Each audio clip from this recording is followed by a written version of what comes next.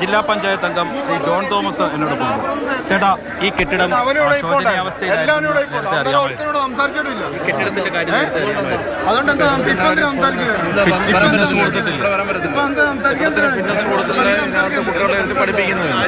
അപ്പുറത്ത് നമ്മുടെ MLA ശുപാർശ പ്രകാരം കോസ്റ്റൽ ഡെവലപ്മെന്റ് കോർപ്പറേഷന്റെ ഇരുനില കെട്ടിടം പണി പൂർത്തീകരിച്ചിട്ടുണ്ട്. അവിടെ വയറിംഗ് ചെയ്യാൻ താമസമുണ്ടായിരുന്നു. കഴിഞ്ഞ മാസം 3-ാം തീയതി കളക്ടറേറ്റ് മീറ്റിംഗിൽ MLA ബന്ധപ്പെട്ട് അതിൻ്റെ വയറിംഗ് കോൺട്രാക്ടറെ വിളിച്ചു വരുത്തി ടെൻഡർ കൊടുത്ത് കോൺട്രാക്ടർ അതിൻ്റെ വയറിംഗ് ചെയ്ത് കഴിഞ്ഞിട്ടുണ്ട്. ഇനിയും അത് അവിടെയൊക്കെ കുട്ടികളെ മാറ്റിയിരുത്തിയാൽ മതി. ഈ കെട്ടിടം അൺഫിറ്റാണ് എന്ന് നേരത്തെ റിപ്പോർട്ട് ചെയ്തിട്ടുണ്ട്.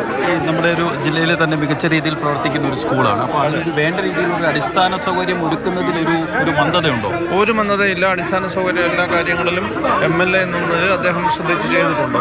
സ്കൂൾ SMC മുൻപ് പ്രവർത്തിച്ചതിനേക്കാൾ ഇരട്ടി കാര്യക്ഷമതയോടെ ഇപ്പോൾ SMC പ്രവർത്തിക്കുന്നുണ്ട്. അതിൻ്റെതായ ഒരുപാട് മാറ്റങ്ങൾ ഈ സ്കൂളിൽ വന്നിട്ടുണ്ട്.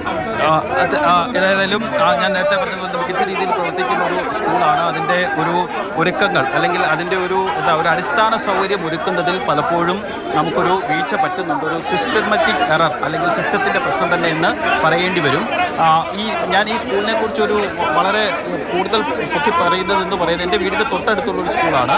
ഞങ്ങളൊക്കെ സ്കൂളിൽ പഠിക്കുന്ന സമയത്ത് അല്ലെങ്കിൽ അതിൻ്റെയൊക്കെ ഒരു 10-15 വർഷം മുമ്പ് വളരെ മോശമായി കിടന്നിരുന്ന കുട്ടികളൊന്നുമില്ലാതിരുന്നൊരു സ്കൂളാണ്.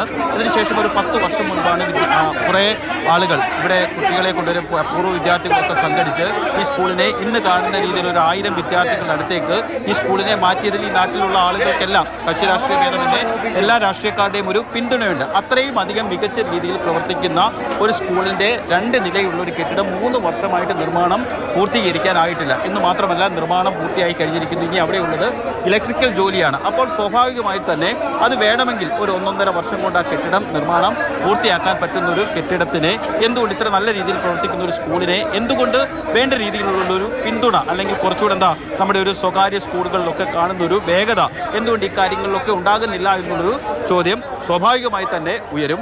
എന്തായാലും ഒരു അപകടം ഉണ്ടായിരിക്കുന്നു. ആ ദിവസം സ്കൂൾ പ്രവർത്തിച്ചിരുന്നില്ല. ഫിറ്റ്നസ് സംബന്ധിച്ച്, കാരണം ഈ അധ്യയനം തുടങ്ങുന്നതിന് മുമ്പ് മെയ് മാസം നൽകുന്ന ഈ ഫിറ്റ്നസ് സംബന്ധിച്ചൊക്കെയുള്ള സർട്ടിഫിക്കറ്റ് ഒക്കെ നൽകുമ്പോൾ ഇക്കാര്യത്തെക്കുറിച്ചൊക്കെയുള്ള കാര്യങ്ങൾ അപകടാവസ്ഥയിലാണോ അല്ലെങ്കിൽ ഈ സ്കൂളുമായി ബന്ധപ്പെട്ട് അവിടെ വിദ്യാർത്ഥികൾ ആരെങ്കിലും, കാരണം ഈ പുതിയ കെട്ടിടമുണ്ട് എന്നൊക്കെ പറയുമ്പോഴും വിദ്യാർത്ഥികൾ അവിടേക്ക് പോയി കഴിഞ്ഞാൽ അത് വിദ്യാർത്ഥികൾ ഉള്ള സമയമായിരുന്നു ഇത് സംഭവിച്ചെങ്കിൽ നമുക്കത് നിയന്ത്രിക്കാൻ കഴിയാത്ത രീതിയിലേക്ക് എന്തെങ്കിലുമൊക്കെ സംഭവിക്കാമായിരുന്നു. അത് സംഭവിക്കാതെ ആശ്വാസം. അങ്ങനെയൊക്കെ ഫിറ്റ്നസിൻ്റെ കാര്യത്തിലൊക്കെ എന്താണ് ഈ വ്യക്തത വരുന്നത് പഞ്ചായത്തിൻ്റെ ഭാഗത്ത് നിന്നും? കോൺഗ്രസ് ഭരിക്കുന്ന ഒരു പഞ്ചായത്താണ് എന്ന് പറയുന്നു. അപ്പോൾ അവരുമായി ബന്ധപ്പെട്ടൊക്കെ സംസാരിക്കുമ്പോൾ എന്താണ് മനസ്സിലാക്കുന്നത്? പഞ്ചായത്ത് പ്രസിഡന്റ് നമ്മളോട് പ്രതികരിച്ചിരുന്നു. അവർ പറഞ്ഞത് ഇന്ന് ഫിറ്റ്നസ് ഉണ്ടായിരുന്നില്ല. അല്പസമയം മുമ്പ് നമ്മളോട് സംസാരിച്ചത് കോൺഗ്രസിൻ്റെ തന്നെ ജില്ലയിലെ മുതിർന്ന നേതാവാണ്, അദ്ദേഹം ജില്ലാ പഞ്ചായത്ത് മെമ്പറാണ്. അദ്ദേഹം പറഞ്ഞത് ഈ കെട്ടിടത്തിന് ഫിറ്റ്നസ് ഇല്ലായിരുന്നു എന്നുള്ള യാഥാർത്ഥ്യം തന്നെയാണ്. പക്ഷേ ആ കെട്ടിടത്തിന് ഫിറ്റ്നസ് ഇല്ലാതിരിക്കുമ്പോൾ തന്നെ ഇവിടെ ക്ലാസ്സുകൾ പ്രവർത്തിച്ചിരുന്നു. 7A ഉണ്ട്, ഒപ്പം തന്നെ 4C ഉണ്ട്, 4B ഉണ്ട്. അങ്ങനെ 3-4 ക്ലാസ്സുകൾ ഇവിടെ പ്രവർത്തിച്ചിരുന്നു. എന്ന് മാത്രമല്ല, പ്രധാന അധ്യാപകൻ്റെ മുറിയും ഈ കെട്ടിടത്തിൽ തന്നെയാണ്.